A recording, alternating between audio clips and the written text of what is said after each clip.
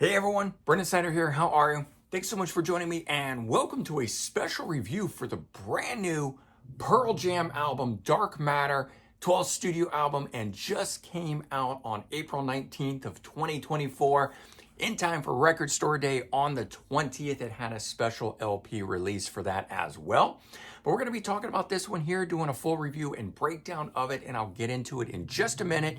But before we start, if you're new to my channel and haven't already hit the subscribe button, please do. Also, leave a comment, hit like. All those things do help support my channel. I'd greatly appreciate it. And of course, as an added bonus, by turning on notifications, you're going to stay up to date on everything going on in the world of music, just like this, with a brand new review for Pearl Jam Dark Matter that just came out on April 19th. So as always, I like to kick back and do a little bit of history here to catch everyone up on things. Plus it ties into stuff I like to reference in the review itself. So the band itself formed from the ashes of Mother Love Bone, a really underrated, great band. This was unfortunately when Andrew Wood, the frontman, died of a heroin overdose in 1990. And so then the band itself featured sort of alternative rock royalty. We had Jeff Ahmet on bass and Stone Gossard on guitar, coming from Green River into Mother Love Bone, and from that into Pearl Jam. But with Pearl Jam forming, they had a relatively unknown guy in Eddie Vedder. So while we had some rock royalty coming in, we also had some unknowns as well. And they released their debut album 10 in 1991, becoming one of the biggest selling grunge era albums. Just one of the big 90s era albums. Even at that, it would go on to sell 13 million copies just in the US. They followed it up with Versus in 1993, and despite their popularity being as big as it was, the band shunned the popular practice at the time of making music videos. It's not such a big thing today, but MTV ruled the world back then. And for a band to say, we're not releasing any specific singles, we're not releasing any videos, that was a huge thing, especially for who was arguably the biggest band around at that time. And despite not having singles and videos, Versus would sell 950,000 copies in its first week of release. And at that time, setting a record. That was the most sales of any album in its first week of release at that time, ultimately going on to sell 7 million copies in the US. Their third album, Vitology, was released in 1994, continued the success. Still no videos, no singles released, so 5 million copies would be sold in the end of the day with that one. And so all three of these albums really helped define the grunge era. By their fifth album, Yield, that came out in 1998, the band had returned to promoting itself with singles and videos. And they have done, that ever since going forward. The band is famous also for having sued Ticketmaster in the 90s, railing against the added fees that Ticketmaster was starting out at that time. It wasn't a typical practice before that. Now, of course, it's just second nature. But at that time, they took a stand against arguably one of the biggest monopolies out there, even to this day. Unfortunately, it didn't, move much on the dial, and the band had to revert back to using them. But at the time, they did circumvent Ticketmaster, selling tickets directly themselves for an entire tour. And just unfortunately, like I said, it didn't really move the needle. Nobody jumped on the bandwagon with them. The band has also been very politically active. They have partaken in a lot of different political campaigns, helping to raise awareness for getting out the vote and getting young people to vote, those kind of things. And I always say, regardless of which way you decide to vote, just getting out and voting is a big thing. We have that right here in the US, and that is a major thing that we should all take part in, and so should anyone else from around the world that has that right. They were inducted into the Rock and Roll Hall of Fame in 2017, and then in 2020 released their 11th studio album, Gigaton, which was right in the middle of the pandemic. Unfortunately, they couldn't tour at the time, and one of the things that they did was probably already in the works at the time of its release, but happened to be perfectly timed for an event where bands could not tour is that they actually made a video for every single on the album. And again, remembering this is a band who had shunned that practice back in the day. So doing that for the release of Gigaton was a really cool thing, especially in a time where we couldn't go out and see the band live. It premiered on Apple TV. I thought that was a great way to promote that album. And then, in all, the band has now sold 85 million records worldwide, making them one of the biggest bands out of the 90s. And that brings us to the album we want to talk about here. Their brand new 12th studio album, Dark Matter, recorded in all of just 3 weeks, but it sounds like so much more than that. I'll get into it here in just a second. 11 tracks on this here, clocking in at 48 minutes. It is at just the right amount of time, not too short, not too long. Produced by Andrew Watt, who is the current go-to guy right now, having produced albums, actually the last two for Ozzy Osbourne, produced one for Iggy Pop. I know he's working on one for Morrissey, just produced the newest Rolling Stones album. I know I'm going all the way back to California Breed with Glenn Hughes and Jason Bonham. That was his band. But of course now, a famous producer. He's also worked with Eddie Vedder on his last solo album and took part in the promotional tour at that time. This one here, though, the first thing that I noticed off the bat with Dark Matter is that for me, it sounded like Pearl Jam Plus, meaning Pearl Jam plus someone else, as though they had collaborated with someone on this album instead of just being a straight Pearl Jam album.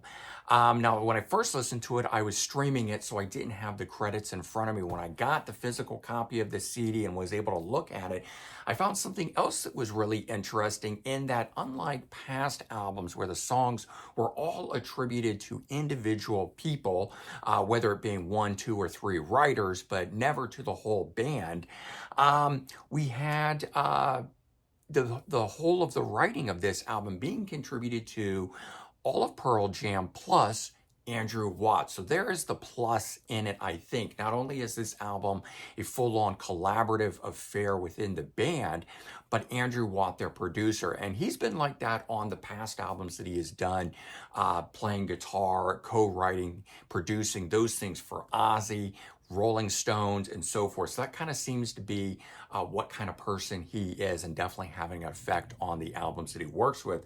But in my opinion, always helping to return the band to a classic sound. And so while early on, a lot of people had talked about, or not people, but the band, about introducing pop elements into their sound, that is not really what I found to be the case in this. While I do hear pop in it, I don't hear pop as in popular, but I do hear things that are more uplifting and essential in what you might consider jangly style of sounds. And again, I'll get into that more when I talk about the individual tracks themselves. But another thing I heard with other reviewers is that they feel this is a throwback album to the 90s era. So I'm not hearing that at all. It is a very well-produced album, and in terms of that, maybe having a throwback to the 90s itself, because with Gigaton, I actually thought it was a very poorly produced or poorly mixed, engineered sounding album. And I don't necessarily think that was the nature of anyone, and I don't want to put down the people that mixed or engineered it. I think that's what Pearl Jam was going for. But it sounded very raw to me, and it sounded almost like a demo. Whereas this album here, Dark Matter, is well produced. It is gloriously sound, like the band. So all in all, very happy with the production on it. But I don't hear that idea of 90s era Pearl Jam in it. In fact, for me, this album here has a much fresher sound and is not something like what the band has done in the past. So I don't hear a bunch of retreading or anything of that nature. It's new, it's unique, And for that in and of itself, I have liked this album a lot, and it has grown on me considerably. Since I first listened to it, I always start by streaming, then I get my physical copy and I devour it even more. But I think it's very well recorded. It's a professional sounding album by seasoned rock veterans that are Pearl Jam. And there's some amazing standout songs on here. So let's get into that now. Track number 3, Wreckage. That's one of the ones that I'm talking about that has that jangly sort of pop sound to it. It is a mid-paced rocker, very moving message in it. I like the lyrics on this one here. It's probably my second favorite track on the album. I'll get to my first here in just a minute. Track number 4, Dark Matter, the title track. It was also the first single from the album. It was a great way to introduce fans back into the band.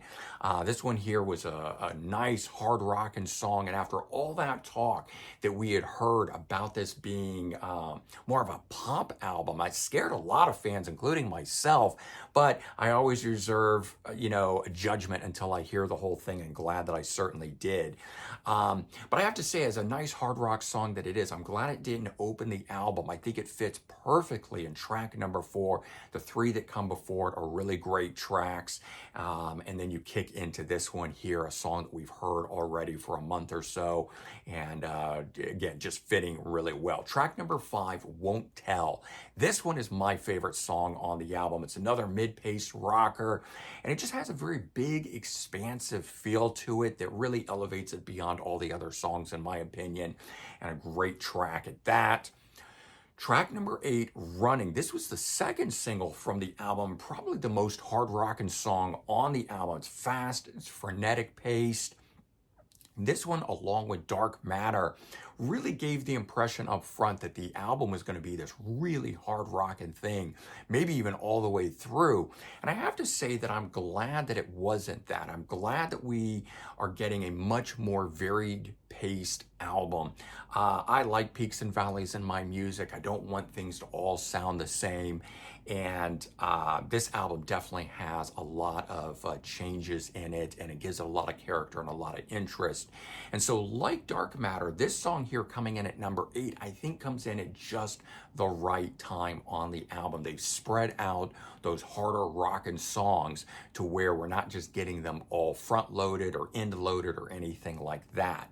Last one to touch on here, track number 10, Got to Give. This one here's another mid-paced rocker. Lots of emotion and feeling from Eddie Vedder and the vocals on this one here, giving the song a much bigger feel than typically is throughout the rest of the album. I think it helps carry the song all the way through, the way that Eddie really sinks his emotional performance into it. But let's take a look at this. I'm glad that they have stayed with this book format, or the ebook, I think they call it, style of release, after getting this on several of them now. And I'm filing them away on my wall, and I get to have this, with those releases. So kind of nice. But all in all, very cool album cover. I have to say, I do miss the days of the Pearl Jam logo being a lot bigger on things. They're pretty much just now about the art that's on it, but it is very, sort of exciting and interesting piece to look at there. We have the backside there with the tracks stacked, and if you know me, I prefer the songs always to go like that, as opposed to when they're going across. This way I can quickly, pick out a track and know which one we are on right there. But So this is the inside of it there, giving us the name of the album, some more cool art with the track listing on it. We get into lyrics, and then we've got these very interesting photos of the band members in here. None of them being really close-up shots or anything, always kind of having the guy in the background of the shot itself, but some very cool art all the way through, and that's something Pearl Jam has always done very well. They definitely mixed art and music, the imagery along with the sound, and that's very cool. Especially for us people who like physical format music, to get that. I mean, just look at a shot like that, the way that they're incorporating, front cover art style stuff with pictures of the band. We all know who each of those guys are in these shots, but all in all, very cool. And so in this back thing here, lifting out of the top is the CD itself like that. And so that's where it lives in here. And there you go. That is the album. So bottom line on this album here, Dark Matter, Pearl Jam, 12th studio album. While, this thing didn't initially blow me away upon first listen, it has gotten better with each listen. And I think it proves there's a lot of depth to the music that is here on this. I think it is heads and shoulders above Gigaton that came out in 2020, both in terms of the songwriting, but also that production value that I was talking about where I thought that was too raw. This one here just explodes out of the speakers. There's so much spatial depth to everything that I'm hearing in it. I'm really, really enjoying it. And there is a 2-disc edition of this with a Blu-ray to get that 5.1 surround sound and Atmos sound version of it. But I have to say the CD in and of itself already has some amazing sound to it. So while I don't think this is going to replace any of their 90s era albums, this one is a really solid album. I'm going to definitely be returning to this a lot. I can already tell just because of the fact that this gets better with each listen on it. As I mentioned, the overall sound of this is fresh, it's unique. I don't feel the band is retreading anything, and that is a big deal. I think a band that is this far into their career, they're bound to have that happen occasionally, but I love it when these bands can still write new things and make me feel like I'm hearing something from the band for the very first time, and it's not some throwback to something else.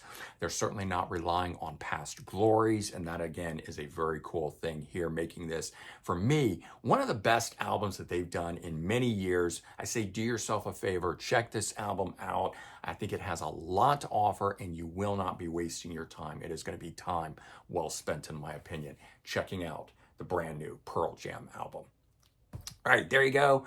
Pearl Jam, Dark Matter album review. Hopefully you enjoyed that. Certainly let me know your thoughts, your opinions on this album itself. Hopefully you're enjoying it as much as me, but if you're not, that's okay. There's always more around the corner, I'm sure. All right, everyone, take care. Have a good one, and I'll talk to you real soon. Bye-bye.